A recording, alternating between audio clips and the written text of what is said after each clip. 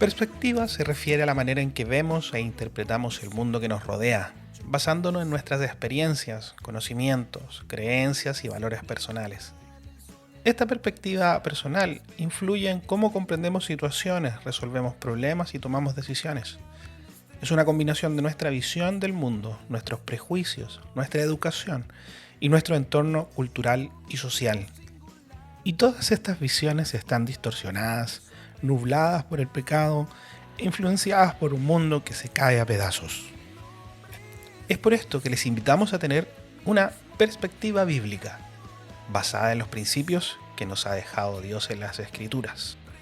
Yo soy David Marín y junto con el pastor Carlos Flores y el hermano Jonathan Lagos les acompañaremos en este podcast, Perspectiva Bíblica, donde conversamos sobre temas del día a día, a la luz de la palabra. Muy buenas. Estamos una vez más en Iglesia Cristiana La Serena, la radio Iglesia Cristiana La Serena, en el programa y podcast Perspectiva Bíblica. Programa que se va a transmitir todos los miércoles a las 1 de la tarde y en repetición a las 21:30. Hoy estamos con equipo completo, así que feliz y contento de poder estar acompañado aquí con el pastor Carlos. ¿Cómo está, pastor? Muy bien, David. Muy bien, muchas gracias. No diga por la invitación. Ya no digo por la invitación. Y con el hermano Jonathan Lagos, Jonathan Lake. ¿Cómo estás, David? Un gusto de saludarte. Muchas gracias por la invitación. De veras, Lake. Contento de estar acá y suena bastante bien mi apellido en ruso. ¿Es ruso? No. Gringo. Es el gringo. Inglés. Prueba mi Jonathan, conocimiento de inglés. No haría el Jonathan. Jonathan. En estricto rigor es Jonathan. Jonathan. Jonathan. Una tontera, es Jonathan en realidad. Jonathan. Jonathan Lago. Así es. Bueno, tuvimos ya un capítulo con el pastor Carlos donde estuvimos conversando de la iglesia, de la experiencia de él, cómo él veía lo que venía hacia adelante. Varias personas se me acercaban a comentar, algunos sorprendidos por lo del terreno al lado y todas esas cosas. Oye, buenísimo el programa. Yo me sentí pequeñito, no te estoy ensalzando porque sé que esto es de Dios, Carlos, pero me sentí pequeñito mientras contabas la historia, cómo fue lo del terreno, la construcción, tu trabajo en la U, el gringuito que llegó, te presentó el evangelio, todo eso lo encontré, pero fabuloso, fantástico, fue bendición para mí. Sí, yo creo que todo va de la mano. O sea, cada familia, cada hijo de Dios tiene... Dios lo va a usar en alguna etapa de algo. Nosotros sentimos, imagínate, la admiración, la gratitud hacia aquellos primeros cristianos que estaban en la hoguera. Y a pesar de que eso es terrible, yo fíjate que, porque fue un tiempo relativamente corto en un sentido, pero a mí siempre me ha causado mucha admiración y gratitud con los hermanos de la época de la Reforma. O sea, estamos hablando de aquellos que vivieron el yugo del poder absoluto y supremo del papado. John Wycliffe, Martín entre Lutero. otros, porque ellos no solamente predicaron el evangelio, sino que además se dieron a la tarea de traducir la escritura. O sea, si bien es cierto, los hermanos de la iglesia primitiva expandieron el evangelio, arriesgaron sus vidas, pero además de la persecución, de todo lo que eso significaba, estos hermanos se dieron a la tarea de traducir la escritura al idioma que hoy día estamos usando, el español, ¿no es cierto?, al inglés, y realmente sin ningún tipo de medios de apoyo. Arrancándose. Claro, arrancando por la vida. Claro, exactamente. Así que sí, obviamente fue una época convulsionada para nosotros en todo sentido, pero pienso que Dios nos da el privilegio de participar a todos de una época. Lo importante de esto es que los que estamos hoy, y era un poco también el sentido de lo que yo le transmitía a David, el hecho de que hay una etapa que viene a continuación y es descubrir eso, digamos, cuál es el siguiente paso, porque hoy día hay otra plataforma para dar ese segundo paso. o ese tercer paso, o el paso que Dios tenga. El que sea. planificado, el que sea. Pero en ese mismo sentido yo creo que, claro, estoy de acuerdo con el pastor que Dios va a usar y nos va a usar, ¿no? No va en contra de nuestra voluntad el poder hacerlo. Pero también hay un cierto grado de disponerse a esa voluntad de parte del Señor. Para mí fue un llamado a atención porque, por ejemplo, hablaba sobre la misión en Ovalle, misión de la cual yo no tengo mucha información, nunca he ido para allá. Hago la autocrítica, tal vez muchos de nosotros los que estamos, los que están escuchando podrán hacer la suya. Pero de ser parte de la iglesia en la misión, bien dicho, ¿no? Y en el trabajo que tiene en la plantación de iglesias, en el evangelismo, porque no sucede, que no estamos involucrados. Se está haciendo un trabajo de poder compartir a los hermanos que son nuevos la posibilidad de ser parte de la iglesia a través de, no sé, las visitas, reuniones con los pastores, para ser parte con los estudios evangelísticos, el discipulado, terminando con una membresía, ¿no? Dentro de la iglesia. Y muchas veces no somos parte, no nos disponemos y en esa búsqueda de la comodidad tal vez de generaciones como la mía y las que vienen, donde no sé, cualquier cosa que dure más de 20 segundos es tiempo. Sí. Sí, es verdad. Estás hablando mucho, David. Claro, o sea, cualquier cosa que dure más de eso es incómodo, ¿no? Sí. Y no quiero incomodarme, no quiero dar de mi tiempo, no quiero dedicar de mi espacio, prefiero, no sé, yo, después si es que tengo familia, mi familia, mis hijos, pero dar de todo eso sin descuidar lo otro, que es mi primera responsabilidad, hay que disponerse a eso. Yo creo que es un gran desafío el que nos quedamos en esa oportunidad con la conversación con el pastor Carlos. Uh-huh. Enganchando un poquito con lo que decían en cuanto a la persecución, ¿no?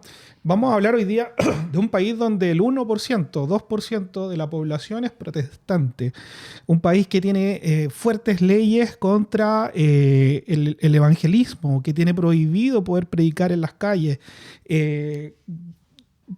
Recientemente salió nuevamente Electro con un 87% de elección Vladimir Putin. Libre y soberana, democrática.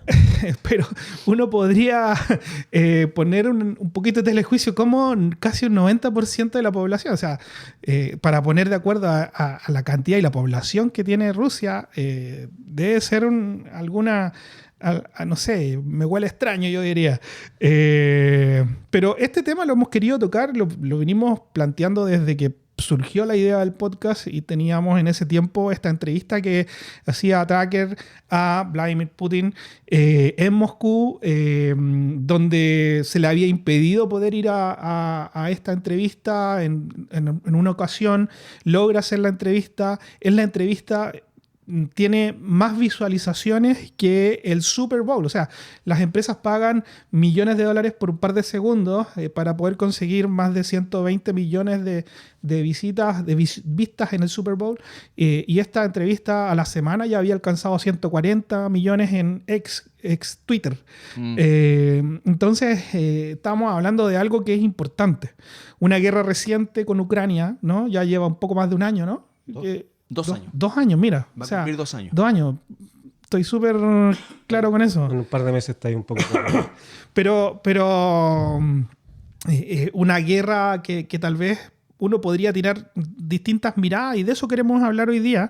Y bueno, también nos surge el tema de que tenemos recientemente un atentado contra Moscú, donde más de 130, creo que 140 personas ya han fallecido. Sí, exactamente. Entonces hay una amalgama ahí de cosas que tal vez quiero dejar como en la conversación para que pudiésemos plantear y ver cómo desde una perspectiva bíblica miramos este fenómeno de Vladimir Putin y Rusia en general, ¿no?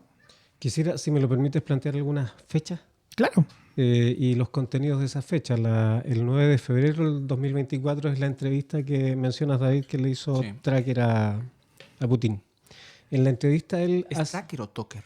Trucker se escribe. Sí. Creo que se pronuncia Tucker. Trucker. Bueno. Truc. Tuki para los amigos. Tuki, ya. Él, en la primera parte de la entrevista, Putin trata de reforzar la idea de que Ucrania es ruso. Y es interesante porque una de las frases que él dice cuando en esta guerra, cuando los soldados rusos agarran a soldados ucranianos y los invitan a rendirse, el ucraniano responde: un ruso no se rinde. Entonces eso es como, él lo plantea como para reafirmar La identidad. que Ucrania es ruso. Kiev fue la primera capital, La capital, pues. rusa. Claro, bueno, y en la entrevista, perdón que te interrumpa, Jonathan, Sí. con tus fechas, pero en esa entrevista Vladimir Putin lo primero que le desliza y dice, mira, ¿esto es algo que vamos a hablar en serio o es una Sí. comedia la que vamos a hacer? Sí. Y dice, dame 5 minutos para hablarte un poquito de historia. Y se larga un speech de casi, no sé, 40, 50 minutos. Pero clarísimo. Para hablarle sobre la historia. Claro, la historia tiene perspectivas, ¿no? Y también. Y se escribe desde el lado del quien le escribe. O sea, se entiende tiene la pluma. según quién le escribe. Pero él da una clase magistral que argumenta muy claramente por qué hace lo que está haciendo. Sí. Ujú. Bueno, no, mira, no traje mis lentes. 9 de febrero de 1990. Es otra cosa que ocurre. Se desclasifican documentos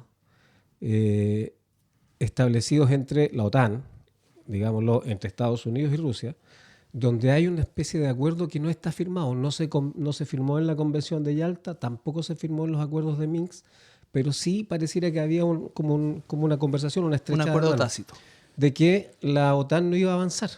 Sí. Y eso era el otro argumento de Putin. Y resulta que después de la Segunda Guerra Mundial y después de la Guerra Fría, gracias, vamos a decir, ¿ven?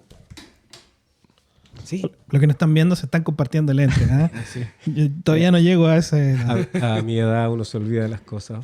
1999 se anexa a la OTAN. Estamos hablando de qué países son aceptados en la OTAN: Polonia, Hungría y la República Checa. 2004, Bulgaria, Estonia, Letonia, Lituania, Rumania, Eslovaquia y Eslovenia. 2009, Albania y Croacia. 2023, 2024, Finlandia y Suecia. Y si mi memoria no me falla, también ya recibieron en la OTAN a Ucrania mismo. Entonces, el acuerdo que había era de que la OTAN no avanzara por un tema de seguridad. Acuérdense que en la Guerra Fría... Entiendo que no, Ucrania no es la OTAN. Todavía no, ya. No. Entonces, se querían dar, ¿no es cierto? Cuando los Estados Unidos crean la primera bomba atómica, la tira sobre Japón, los rusos se enteran, también trabajan ellos en la construcción y empieza una carrera armamentística que fue lo que se llamó la Guerra Fría. Sí. Con Gorbachev esta cuestión se termina, sin embargo las diferencias persisten, po. Entonces él, como una medida de seguridad, lo que quiere es que la OTAN no se expanda, porque es muy distinto disparar un cohete continental desde Alemania o desde Estados Unidos, que les da tiempo a reaccionar, a que les disparen uno desde Ucrania. Sí. Por lo tanto, desde ese punto de vista, el tipo está defendiendo su territorio. Pero hay una parte de la entrevista que no sé si la notaron, que a mí me llamó mucho la atención.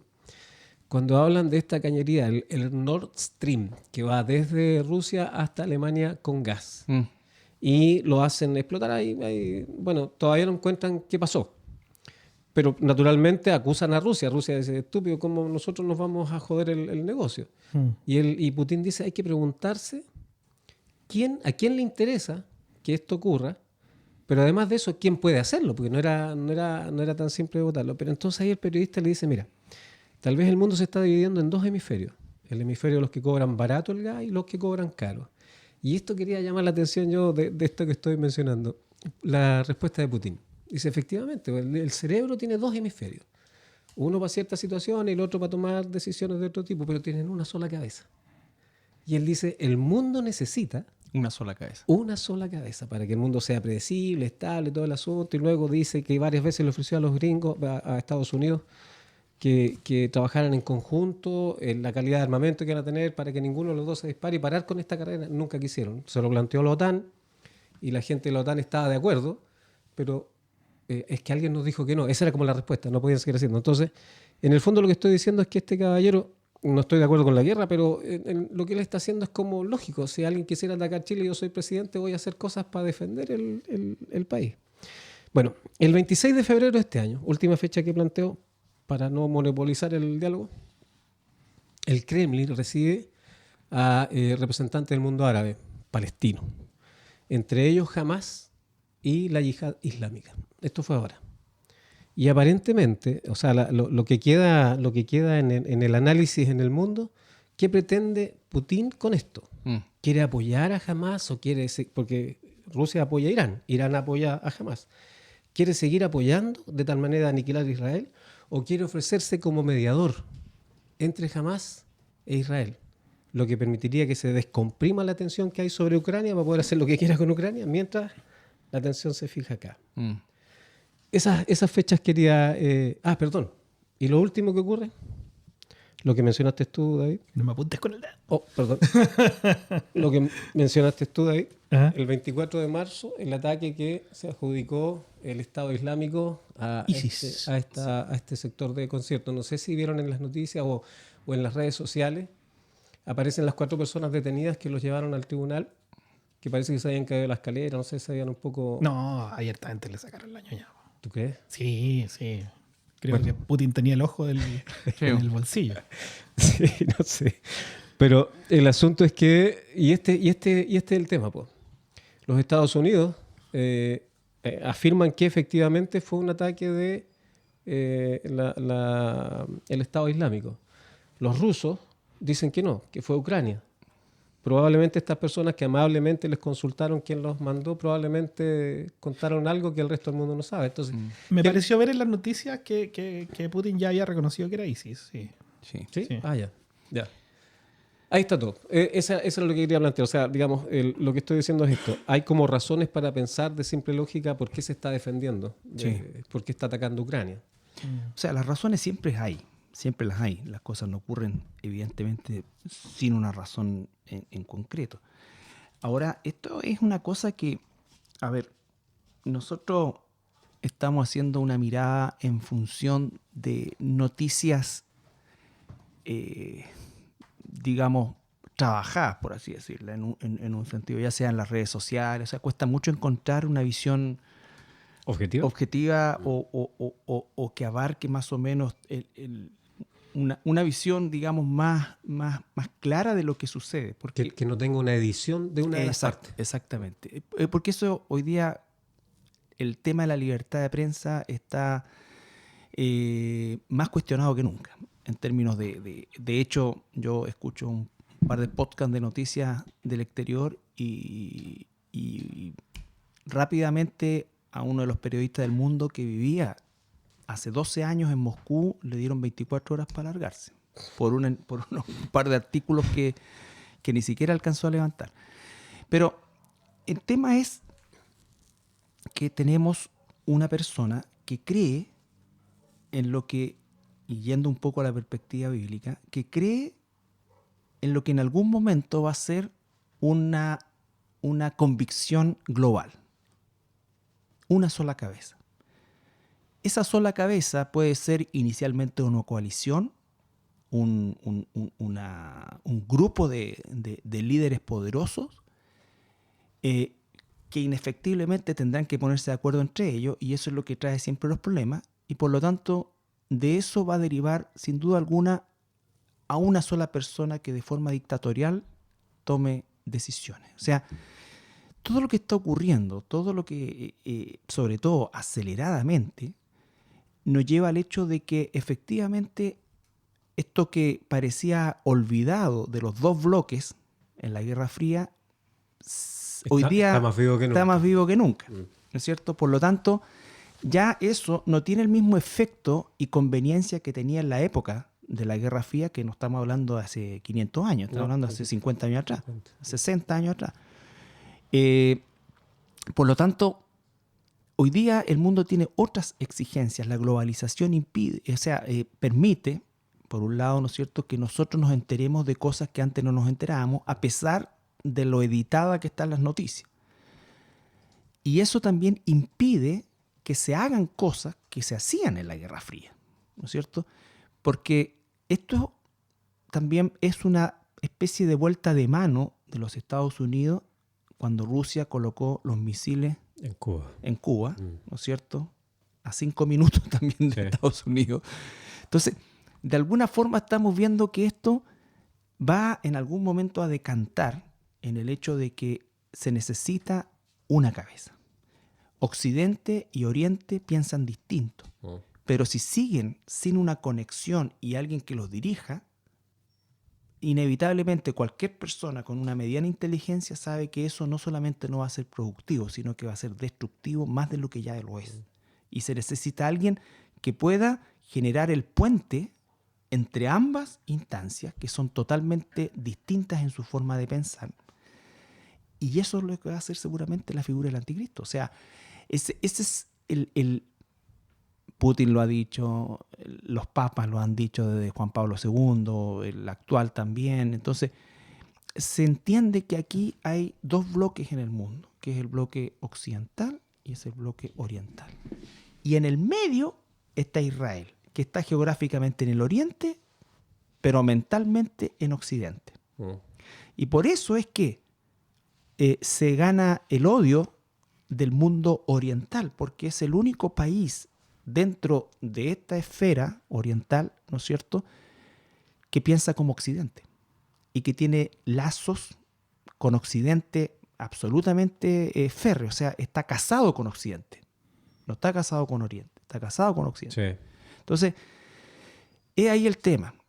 Ahora, lo que está pasando en la guerra en Ucrania, todo esto, bueno, pasa lo que pasa en todas las guerras, que muere la gente inocente, Sí. que muere la gente que no gana nada y lo pierde todo, y aquellos que están en el poder, como Zelensky por un lado, Putin por otro, ¿me entiendes? Biden en este caso, quien sea, o Netanyahu en Israel, o los líderes del Hamas, a ellos no les va a pasar nada, no les pasa nada. Entonces, la posición que uno debe muchas veces, entre comillas, tomar, o más que tomar, observar, es realmente que detrás de todo esto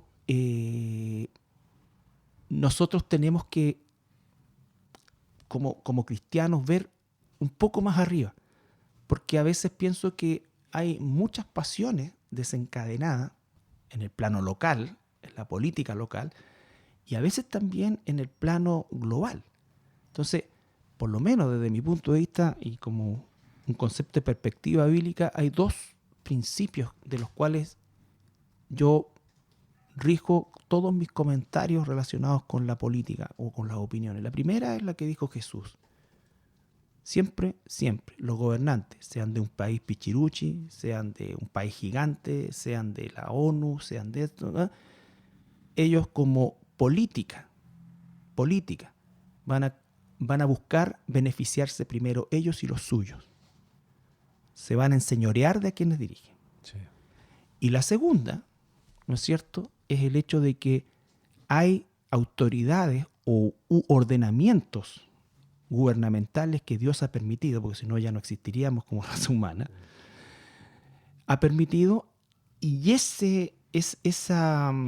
figura política, militar, de autoridad, que no necesariamente es cristiana ni tiene que serlo cristiano, pero aunque no lo sea tendrá que rendirle cuenta a Dios, Algún día. ¿no es cierto?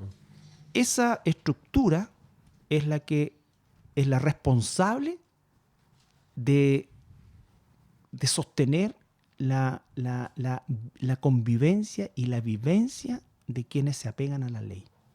Y eso no se está cumpliendo. O sea, si te entendí, es que estamos al margen de la ley, o lo que genera los problemas es la insistencia de las personas de vivir al margen de la ley. No, digo que quienes debieran hacer cumplir la ley, ¿no es cierto?, no la cumplen. Ya, correcto. No la cumplen, porque están de alguna u otra manera insertos también en un sistema de presiones, de corrupción, de miedo, de lo que tú quieras. Por ejemplo, Putin va a estar hasta el 2030 por una triquiñuela en las elecciones que le permitió prolongarse acá, y lo mismo que pasó con Evo Morales. O sea, cuando ya se empiezan a enamorar del poder, sienten que nadie los puede hacer como ellos, ¿no es cierto? Y entonces inventan algo para prolongar esto. Entonces, Colombia está en eso. Colombia está en eso, ¿me entiendes? Entonces, Noriega. claro, o sea, Ortega en Nicaragua, o sea, habla de democracia, Sí. y es pero tan espantoso a escala que Noriega, Ortega tenía 6 candidatos opositores a los 6 los metió presos por cualquier cosa. Bueno, recientemente pasó lo mismo con Putin. Claro, Putin lo mismo. Gran opositor a Alexei Navalny. Entonces dime, ¿dónde están los derechos humanos ahí? No se van a meter allá. ¿Dónde se están? Tampoco se van a meter acá. ¿Me entiendes? Entonces, ¿dónde está la cuestión? Viene esto igual que, perdón, que uso un ejemplo, el fútbol. Chile no tiene ningún peso en la Conmebol. Entonces, Brasil tiene unas canchas de miércoles, perdonando la expresión, barriales, y nunca va un inspector a ver cómo está la cancha para que se jueguen los partidos de la Copa Libertadores. Pero acá, un equipo chileno pasa a una fase y aparecen todos rasgando vestiduras, revisando camarines. Es así. Es así. Entonces, bajo esos dos principios, yo ordeno mis pensamientos. Porque la tendencia muchas veces es a creer que necesitamos un cambio. O sea, no va a haber un cambio. No va a haber un cambio. Esto va a empeorar. ¿Existe el progresismo? Era una discusión que sostenía con David. No, no hay nada nuevo bajo el sol.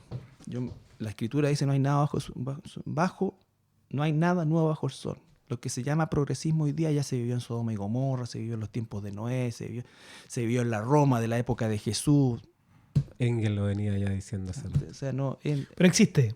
Lo conocemos, sí, le llamamos. Tiene un sí. nombre, ¿no? Tiene un nombre, exacto. A eso vamos. Y eso como en una gran plana, como decía, macro, sí. Política de dos esferas, ¿cierto? Occidental y oriental, donde se está estrechando una fuerte mano entre Putin y Xi Jinping, ¿no? Sí. Que también ahí están fortaleciendo relaciones, aumentando sus relaciones comerciales. O sea, uno se podría hacer una idea de cuál es la estrategia actual para poder ver cuál es el resultado que quieren obtener. Pero difícil, ¿cómo decirlo? Desde aquí, desde La Serena, Chile, 3 personas que estamos conversando, plantearnos frente a una situación mundial que está sucediendo y que como que simplemente somos meros espectadores, ¿no? Claro, lo que pasa es que justamente cuando tenemos una visión no escapista, porque somos parte del mundo, o sea, las cosas nos van a afectar igual, la benzina va a seguir igual, el trigo va a subir, todo eso va a pasar. O nos van a saltar en algún momento. Nos van a saltar en algún momento, toda la cuestión. O sea, somos parte, estamos en el mundo, pero no somos del mundo. Entonces, el concepto no soy del mundo no es no defenderse o no es no buscar la forma de entender las cosas, sino es que y yo espero que lo entienda, es no esperanzarse con el mundo bajo ningún punto de vista. La OTAN es la caja registradora del complejo militar de los Estados Unidos.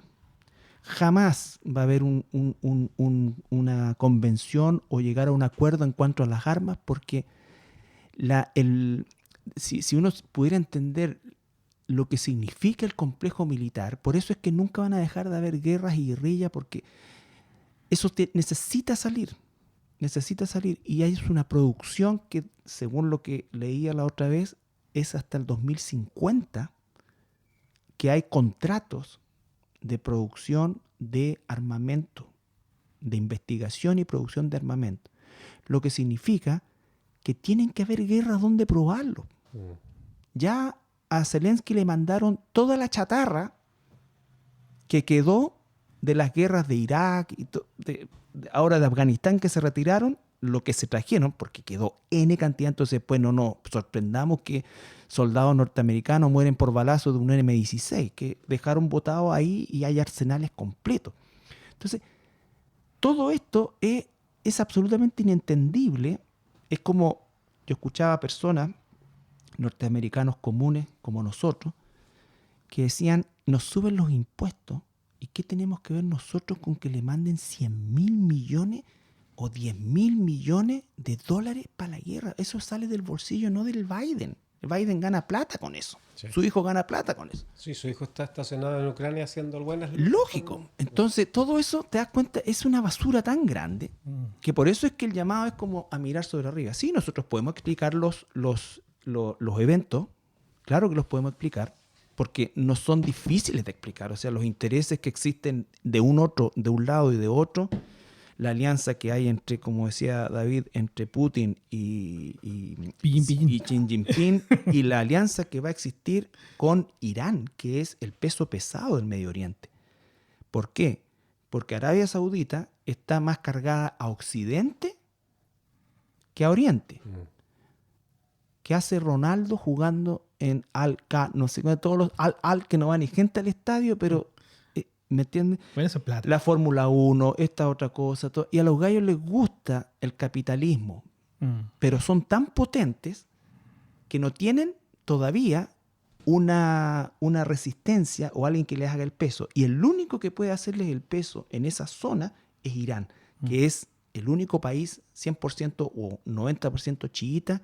Los árabes sauditas son sunitas. Entonces, todo eso circula ahí con intereses que son supra a nosotros. Entonces, la importancia de no tener esperanza en el sistema. Yo sé que puede sonar, no es esperanza en la vida, sino que en los sistemas. En los sistemas. Y en las personas.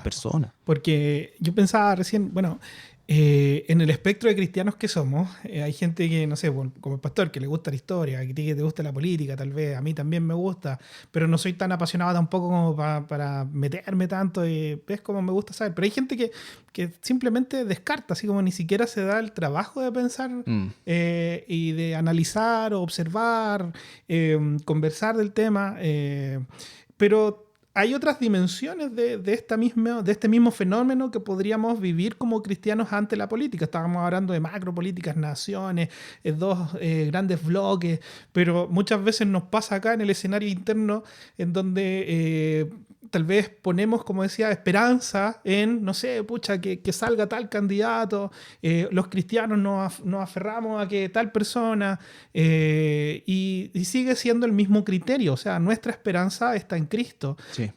Y no en que la política o el sistema nos venga a salvar de alguna situación, porque no está en eso lo que nosotros nos da seguridad, lo que nos da respaldo, que día a día vamos a estar bien, porque estamos en la mano de Dios, no en la mano de un político. Y aquí, no sé, tirar algunos nombres, porque de repente, no sé, Trump siempre sale como, no, va a salir Trump, y los cristianos, salen de repente algunos Trump. O acá en Chile, José Antonio Kast, todos evangélicos por Kast. Claro, y así... Una vez también tuvimos evangélicos por Bachelet. Por Bachelet, sí.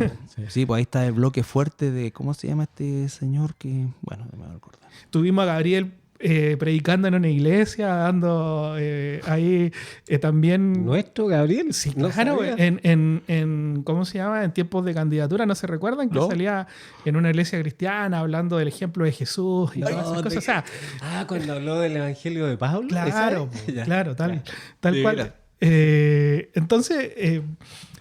todo esto, todos estos sistemas, todos estos bloques tienen sus propios intereses. Dios ciertamente lo está permitiendo que todo eso suceda y tiene un propósito con eso, pero yo creo que en el día a día nosotros también tenemos que tener cuidado en que por un lado no nos descuidemos y dejemos, ¿qué es la OTAN? No tengo idea, ya no pesco, porque eso es una actitud equivocada. Así es.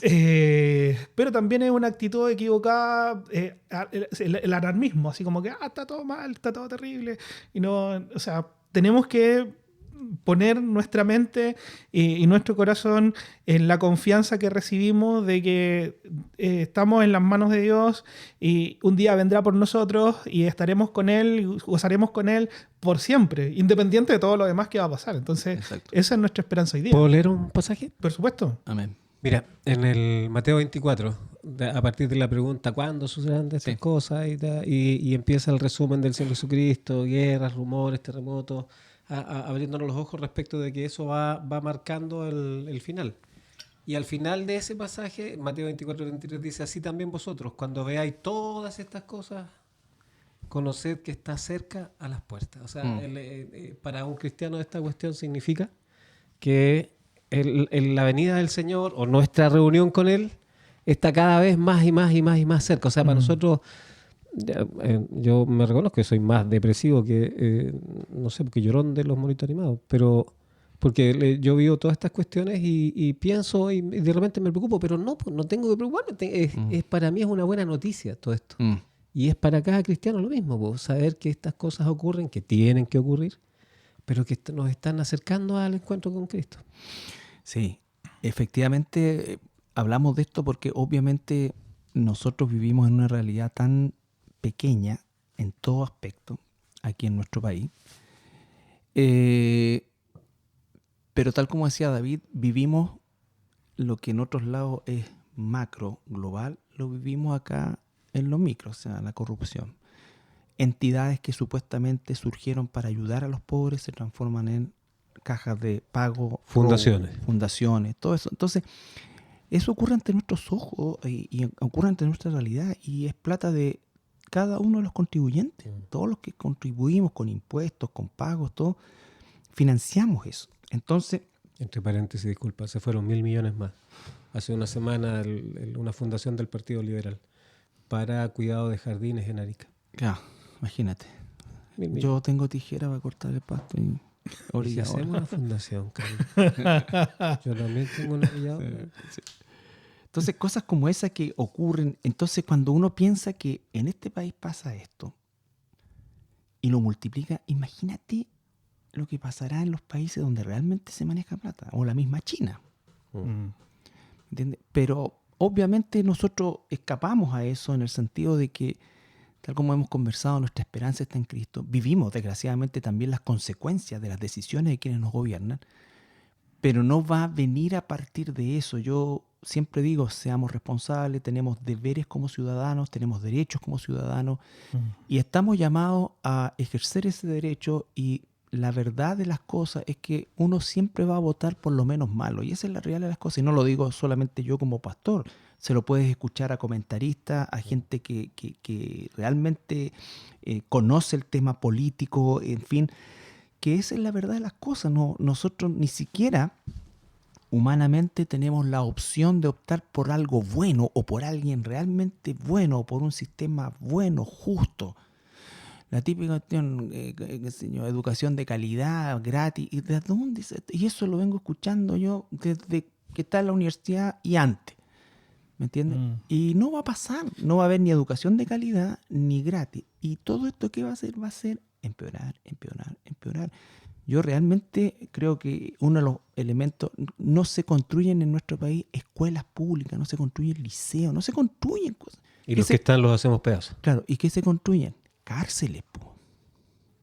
Pero millones de millones. Ahora están faltando cárceles. Sí, cárceles. Entonces, no se ha construido nada para la educación. Claro, surgen los colegios particulares y lo poco que existía, que eran los colegios subvencionados, que al menos a la clase media nos daban la opción de darle un poquito mejor puntería a nuestros hijos, lo mataron. Sí. Se niveló para abajo. Les quitaron los patines. Lógico. Entonces, ¿tú qué crees que va a pasar cuando las ISAPRES revienten?